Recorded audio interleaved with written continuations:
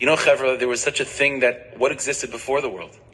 Before the world, all there was God himself, was Ein Sof, was the infinite light of God. And a Jew has to remember that although Hashem created this world and put us in this place, there's a part of us that's still connected to what was before the world. We are not American, we are not French, we are not Russian, we are not English. A neshama, a Jew, comes from the reality that was before the world. And although we're sent down to this planet, and we are therefore seemingly limited to the rules and regulations of this place, but the neshama of a Jew, deep down in its recesses, has a memory, has an awareness that ultimately, we come from an unlimited place. And just as Hashem is infinite in his power, Hashem is infinite in his range, so too Nishmas Yisrael in its root is infinite. And in order for a Jew to do tshuva, the Jew has to awaken that memory. In order for a Jew to embrace the power of tshuva and to believe in tshuva, the Jew has to believe that there's a part of themselves that's infinite.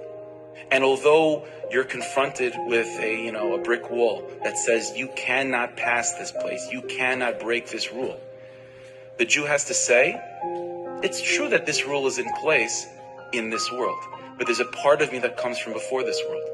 And in order to do tshuva, a Jew has to reconnect oneself to that part of the neshama, to that part of themselves that comes from before the world. That part of the neshama that comes from before there was such an idea of words. That part of the neshama that comes from before there was any such concept of limitation, b'chlal, is awakened, is evoked, stirs from its slumber.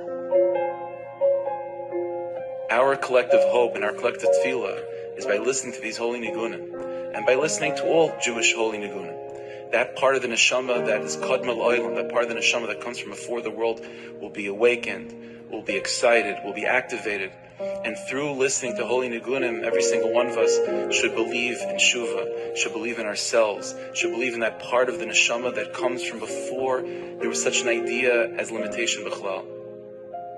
The part of the neshama that comes from before a mistake was ever made, before that very idea of making a mistake was even possible.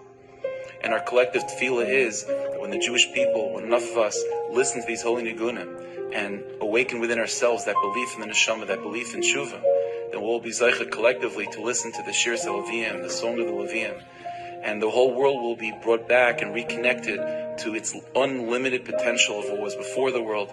Amen.